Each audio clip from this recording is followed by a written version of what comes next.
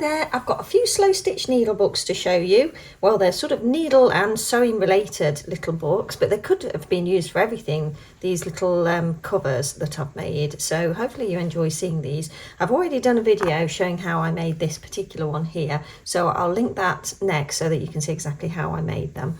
Now, I'm going to start showing you this by showing you this one, which is my favourite, I think, out of all of them. Now, I haven't actually slow stitched anything on the front of it yet, but I probably will do. All I did was use a woolen blanket stitch around the exterior of it. Now, this is a piece of old quilt, so it's double-sided. It is vintage, so it's well worn, but it's still got a little bit of sort of padding to it. But it just makes it really easy to make these little books because obviously you don't have to line them. So all I did was just a basic blanket stitch using some tapestry wool in just a white shade.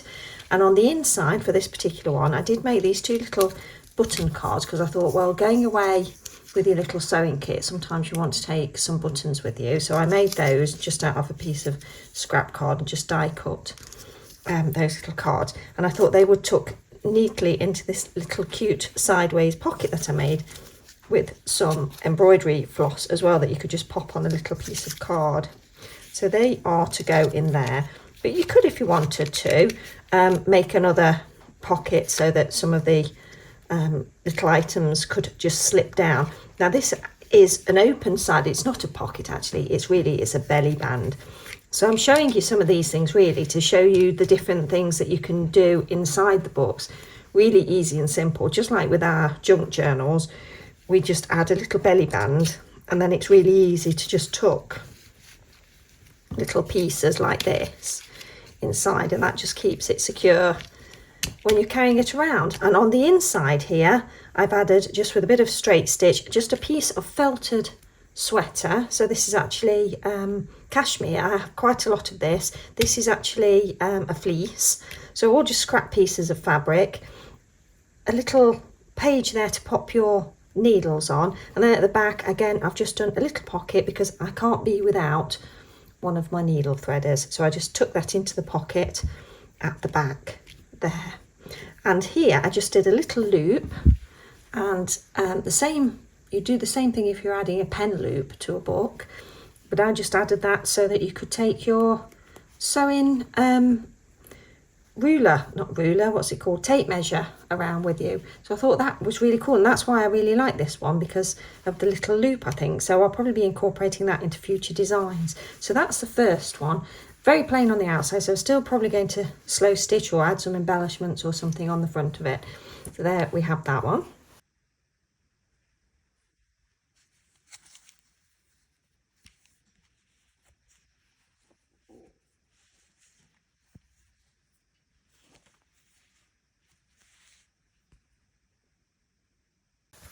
This one, for the outside, again, what I did was use a blanket stitch, but I actually added some, let's see if we can get you a little closer there. I actually added some cord there. It's actually twine, I think it's cotton twine, and I just added that so that it sort of made the, sorry, excuse the camera going a little bit crazy there. So it just matched with the colour on the actual piece of quilt, and then I added some pretty little sequins in sort of similar colour, so it gives a bit of a shimmer, and then I just added a few little beads on top of some of those. So I did that just to pick out the colours of the vintage quilt. The inside of this one is the lovely stripy, and I thought it went ever so nicely with this fleece material. I use that one on that one as well. Of course, it's non-fraying, so I always use non-fraying fabrics for my pages and for my pocket, just because it's just easier than having to add something to the edge of everything. But obviously the edge of the quilt itself does fray slightly, so just using that blanket stitch just keeps that in check enough, but still gives it that lovely vintage look, because you want to sort of keep that, don't you, the vintage look. So there we go. So what I've done is just add a nice deep pocket on the front there, the pages for the needles or pins, and then another nice deep pocket at the back there, so you could add lots of different things to that. So that's the second one there. Now this one here, I did a slightly different border. So again, I'm not sure whether you can see that, but I basically used some seed beads and did again the same thing pretty much, sort of a blanket stitch, but just incorporated seed beads into the edging just to give it a little bit of a sparkle, and then that just keeps the fraying at bay, and then just added a few little sparkly sequins on the front. And on the inside, very basic, just used a little bit of felt, added a small pocket, again my usual needle pages, and these are my seed bead needles, so they're very, very fine eye needles, and I don't know what I've done with my threader, but normally I would have my threader in the back there, but I appear to have mislaid one of the threaders, so I need to find that, pop that back in, because this is the one that I'm now using for my beading needles. So I thought, I'll remember that because I've got beads around the edge. So I really like that, really basic. This is the quilt piece with the stripe on both sides, which I really like. And then I just married it up with a bit of green felt, which is, I think, is a synthetic and wool blend felt. So that's that one. And then this is the one that I made on camera. So I will link that video at the end of this one. And I did make that little embellishment on camera as well. So there is a video somewhere on my channel showing how I made that. And I just added that on the front because I really like that vintage look. I like the little rose and the blue on the rose and the blue on the outside. And I thought that went really nicely with the pretty floral pattern of this particular piece of vintage quilt. And on the edge of this one, to stop it fraying, but I wanted to retain the sort of vintage look, I hand sewed on some seam binding, and that just keeps the fraying at check, but still looks quite nice and vintage because it's all hand sewn. And I've just added a little pocket at the front there, so that I can put a needle threader in that. Again, just pages, basic pages for the needles, and then another little pocket at the back. And this time I just added some felt that I had cut like a wavy line on because I'd used it for something else, and I thought, oh, that's nice little detail. And I'm fairly sure, as I think I said in my video, that I'd used pinking shears, but I'm sure this actually was done on one of those rotary cutters with the wavy blade, because felt's actually quite easy to cut with one of those. So that's the one that I made on camera. Then this one here, I just used some embroidery silk round the outside, just embroidery cotton rather on the outside, just in a blanket stitch. So it's so easy, you can really make loads of them, and it's so relaxing to make them. And then just added a little bit of seam binding there that I'd snipped off basically from this project, and I didn't want to waste it, so I just sewed that on the front, and then did a few little sequins with beads on because I thought that went really nice. It's very subtle, but you can see the shimmer. And I thought that was really subtle, but it went really nicely with the quilt scrap that I was using. Now, this isn't vintage, and I got this one from eBay. It was very good value. And the inside is this gorgeous gingham in pink. Again, it's all double-sided, so it's really easy because you don't have to line anything. And then I picked out this lovely pink felt, which is again the same synthetic mix, and thought my little green beading, my little threader, green threader, went nicely with this one.